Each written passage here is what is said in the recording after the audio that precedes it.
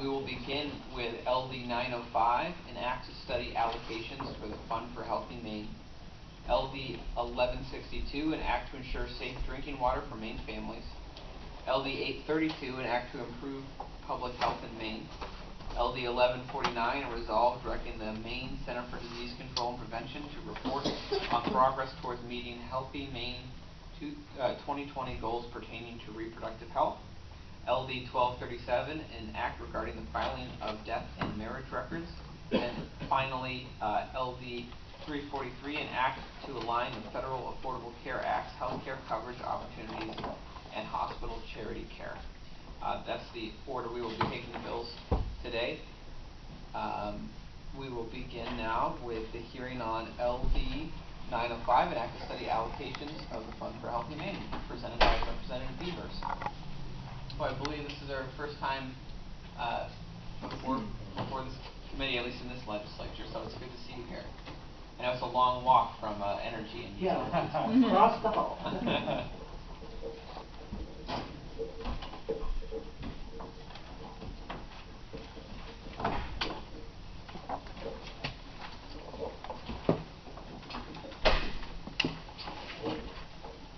Good afternoon, Honorable Chairs, Senator Becky and Representative Katine, and the distinguished members of the Joint Standing Committee on Health and Human Services.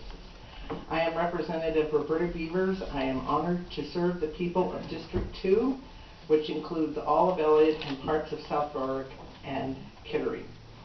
Thank you for the opportunity to present LD 905, and I won't repeat the title. As the summary of LD 905 states, this bill establishes an ongoing commission. Number one, to review whether allocations of the Fund for Healthy Maine are properly aligned with the state's public and preventative health priorities and goals, and two, to recommend adjustments to allocations as necessary. The commission is authorized to meet up to 6 times every 3 years, and I put a little parentheses in there, perhaps 4. Anyway, when the legislature is not in session. The commission's first report must be submitted by December 7th, 2015 to your committee and to appropriations. Finally, money in the Fund for Healthy Maine may be used to fund the activity of this commission, so a fiscal note will not be needed. This bill represents one of the 8 unanimous bipartisan recommendations of the final report of the Commission to study the Fund for Healthy Maine, December 2011, to the first regular session of the 125th legislature. And I've put in my testimony the website if you care to read that whole report. Members of the 2011 Commission who are still present in the 127th legislature include Senators Roger Cates and Earl McCormick and Representative Mark Eves and Deborah Sanderson. On page 13 of that study, the Commission recommended the review requested in LD 905 be conducted every 4 years. This is the 4th year. Let's implement the recommendations of this study, and I was going to ad-lib instead of letting it sit there collecting dust. I thank Becky Smith, whom I call the Healthy Heart Lady, for her help in writing this bill. Thank you for your support. Oh, your support for LD 905 will be greatly appreciated. All right. Thank you. Questions for Representative Beavers? Seeing no questions, thank you very much. Thank you. I think others will be more knowledgeable to answer questions. All right. Thank you. All right, thank you. Any co-sponsors who wish to speak to this bill? Seeing no legislative co-sponsors, we'll now open up for testimony in support of this bill.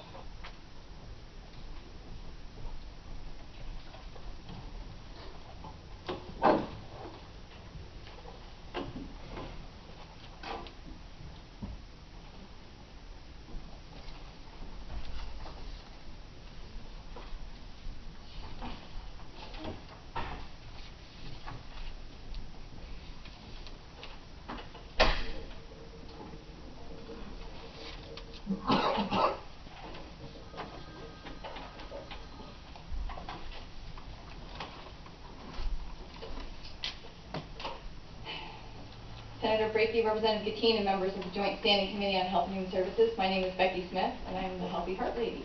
I'm testifying today in support of LD 905, an act to study allocations of the Fund for Healthy Maine. For years, you and your predecessors have heard me testify against cuts to, diversions from, and repurposing of Maine's primary source of prevention funding, the Fund for Healthy Maine. I have reiterated that the Fund for Healthy Maine is special revenue designated for a special purpose. Maine people were lied to by an industry that continues to deceive the public and tricked into using a product that does nothing but harm. 90% of these people were just kids when the nicotine reordered the pathways of their brain and they became addicts. Nationwide, over 400,000 of these same kids, now adults, die early from their addictions. Due to the special nature of these funds, from a lawsuit designed to prevent these senseless deaths, cuts to or reprioritization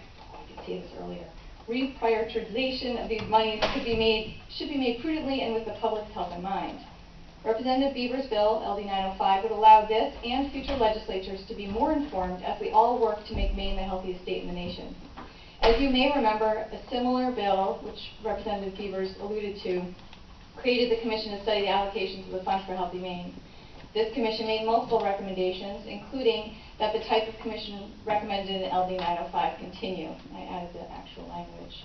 The 2011 commission was rightfully frustrated by the lack of time they were given to learn about the fund and the programs it supports. Although the commission was able to begin meeting as early as September, appointments were not made until October, and the commission was only able to meet 3 times in 1 month. This was hardly enough time to learn the current state of the Fund for Healthy Maine programs, let alone dive into an analysis of what types of programs should be funded going forward. The commission agreed unanimously that all the programs funded at that time were quality programs designed to improve the public health. However, they felt more time was needed to ascertain if these programs should be funded by the general fund or the Fund for Healthy Maine.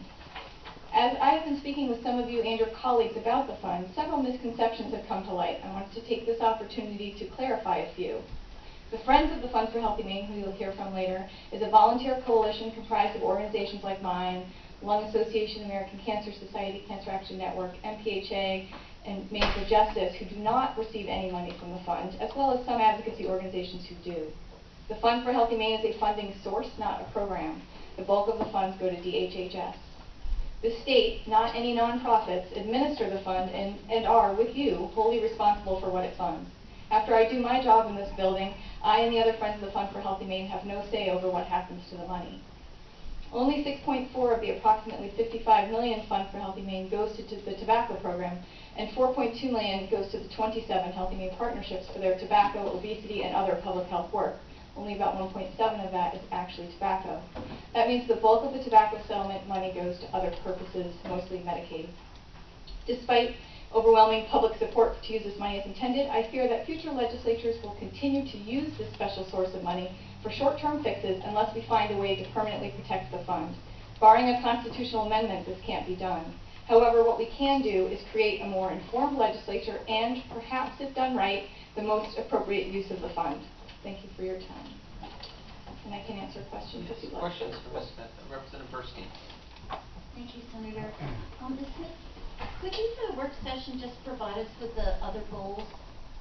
The other recommendations? Yeah, other Sure, recommendations. absolutely. Yeah. Thank you. And I should say the whole commission report, I will give you that, but the whole commission report is available on the OCLA website. Seeing no additional questions. Representative Malaby. Thank you, Mr. Chair, and thank you, Ms. Smith. Is it possible, as I look at section 6 and where you have the health promotion activities that you undertake, is there an allocation or percentage to which you devote resources to each of those activities? Are you talking about the categories within Yes. the Fund for Healthy Maine? Yes. Yes, I mean, I can get that for you. It's OFPR's website. Basically, the legislature determines that percentage which goes to which program. Thank I you. can get that for you, sure. All right, seeing no additional questions, thank you very much. Thank you. Additional testimony in support of this bill?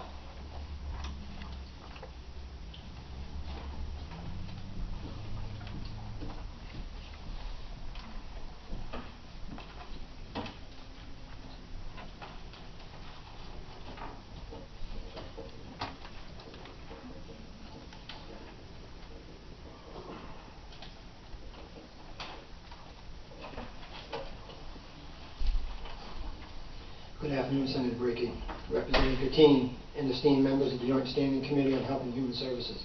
My name is Sean Yardley, and I'm here today representing the Friends of the Fund for Healthy Maine.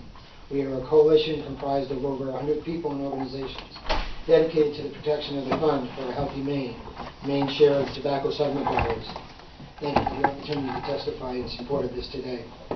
As you heard, 15 years ago, the 119th Legislature acknowledged the special purpose of the tobacco settlement money, that Maine people got sick and died from tobacco addiction, and we needed to honor their memory and prevent future generations from making the same deadly mistakes. They showed tremendous wisdom in creating the Fund for a Healthy Maine with its 8 necessary and evidence-based categories on which the tobacco dollars would be spent. What the 119th Legislature established was truly visionary. By investing in the prevention of disease and promotion of good health today, they knew that we could reduce costs of health care in the long run. And they were right. Because of the declines we have seen in smoking over the past 15 years, over 36,000 kids alive today in Maine will grow up to be addicted. Fewer kids will grow up to be addicted adult smokers, and 24,000 fewer of today's residents in Maine will die prematurely from smoking. In addition, ongoing improvements in public health from smoking declines have secured well over $1 billion in reduced health care costs.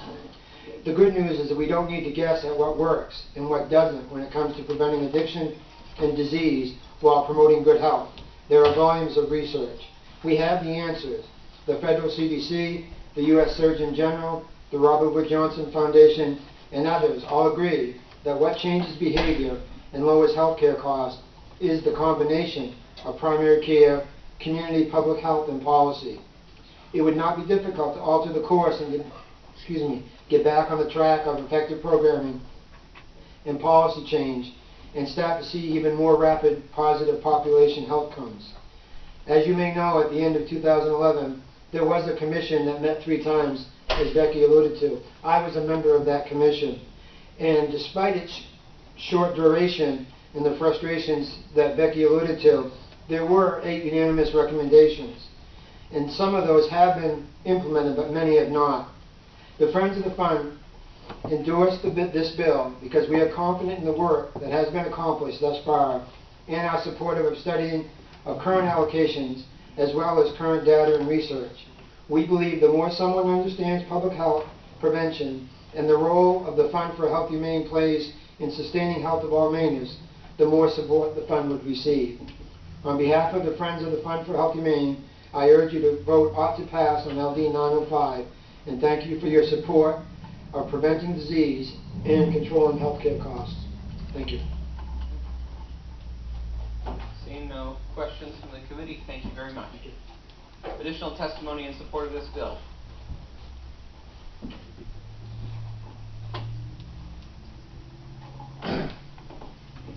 Senator Gattini, Representative I was just promoting Senator Brakey, Representative Gattini. My name is Ed Miller. I'm the Senior Vice President of Public Policy for the American Lung Association. I work out of our Augusta, Maine office and a resident of Hollowell. Here today to support LD 905. I'm not going to read the testimony. I just want to make a few comments. I think it's incredibly important that a commission like this exist and be set up in such a way that it can continuously monitor how effective we are using the resources of the Fund for Healthy Maine. I just want to make special note of the fact that most of the cuts since this fund was established have been to the tobacco program. Might sound kind of odd, but this was the tobacco settlement. This money came from the tobacco settlement. It was put there because people died as a result of being deceived by the tobacco companies. And I'd just like to remind people, in the words of my friend Michael Moore, not the actor, but the former Attorney General in Mississippi who fought this battle, he was asked, why are you doing this? What's this money for? What's the purpose? Very frustrated how the money had been used by so many states. And he said, this has one purpose. Primarily, this is money to clean up the mess that was caused by the tobacco industry and their deceit of the American people. So a commission like this, I think, would be able to hold that standard up and make sure that year after year we're spending this money in the most effective way possible. For the work session, if you're interested, I'd like to bring in a little bit of discussion and provide you some information on what the state of Vermont did, specifically with their tobacco program, where they set up a separate tobacco evaluation review board, which overlooks all of the work that's being done in tobacco to make sure it's the most effective and that the money's spent in the best possible way. It may provide a model for at least that part of the way that we spend our Fund for Healthy Maine money here in Maine. Thank you very much. I'd be happy to answer any questions. Thank you, Mr. Miller. Representative Vashon. I think of this as settlement money.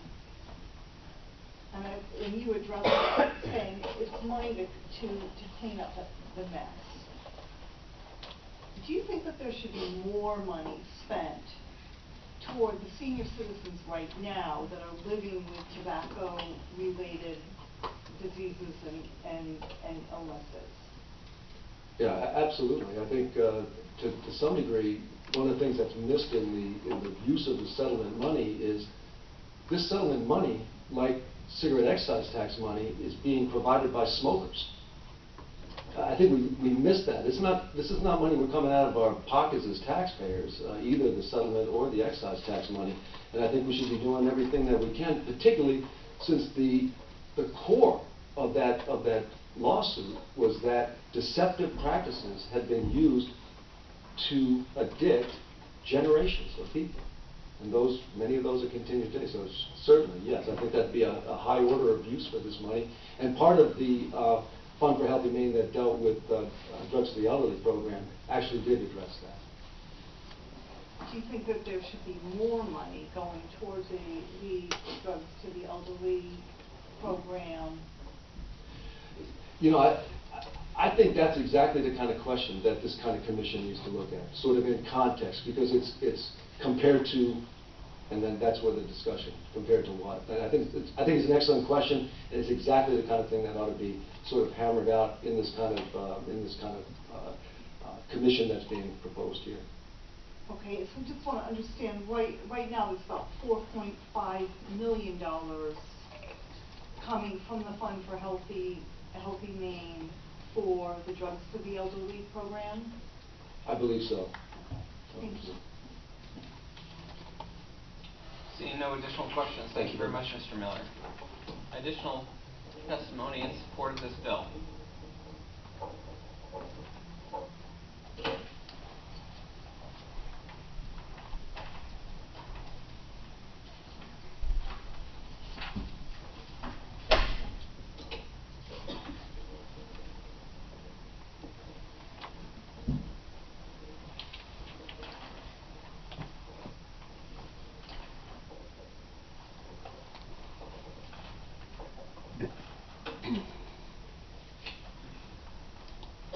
Good afternoon, Senator Brakey, Representative Gatine, and esteemed members of the Joint Standing Committee on Health and Human Services. My name is Jamie Comstock, and I'm a board member of the Maine Public Health Association.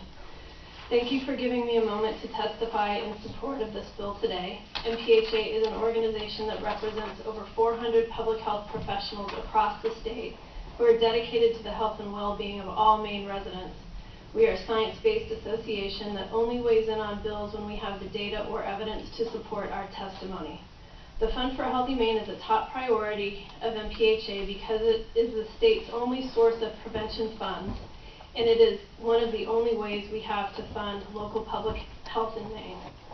Maine has worked hard with legislative support to create a strong public health infrastructure at both the state and local levels. These efforts, in combination with strong primary care, have resulted in real health improvements in the short term and promise even more in the long term. This is also the same infrastructure that helps to protect Maine people when outbreaks of disease occur, and we think it's critical to the health of all Maine residents that we maintain this system of prevention, treatment, and disease response. The Fund for Healthy Maine has been enormously successful. Here are just a few data highlights from 4 of the Fund for Healthy Maine categories using objective and consistent data methodology. A 48% decrease in youth smoking since the start of the Fund for Healthy Maine in 2001. A 47% decrease in young adult smoking rates from 2004 to 2009 compared to a U.S. decline of 20%. 56.2% of adults are now meeting physical activity recommendations, a 12% increase since 2011. 71% decrease in alcohol use among Maine 6th through 12th graders since 2009. 35% of students who smoke and were seen at a school-based health center reported that they reduced their smoking or quit smoking as a result of their visit. Though we can be proud of all that has been accomplished, more can and should be done. Progress has stalled over the past 4 years due to massive legislative cuts, contract delays, and political posturing. Progress has also been stalled due to limited programming options allowed by DHHS. It's important to chart a path forward that fixes the problems without destroying our foundation for future success. MPHA is in full support of formalizing a process to assess what's working and what isn't. Where improvements can be made, let's make them. And we would also assert that at the same time, let's ensure adequate funding, timely contracts, and the most impactful work plans to enable Fund for Healthy Maine programs to do their best work. LD 905 is the start to establishing a process for conducting an honest assessment of our collective efforts to prevent chronic disease in Maine, and we fully endorse this. We hope the next steps will include developing a practical, impactful, evidence-based roadmap for improving the health of Maine people so our families and businesses can prosper. Thank you for your support of LD 905. Okay. Questions? Seeing none? Thank you very much. Additional testimony in support of this bill.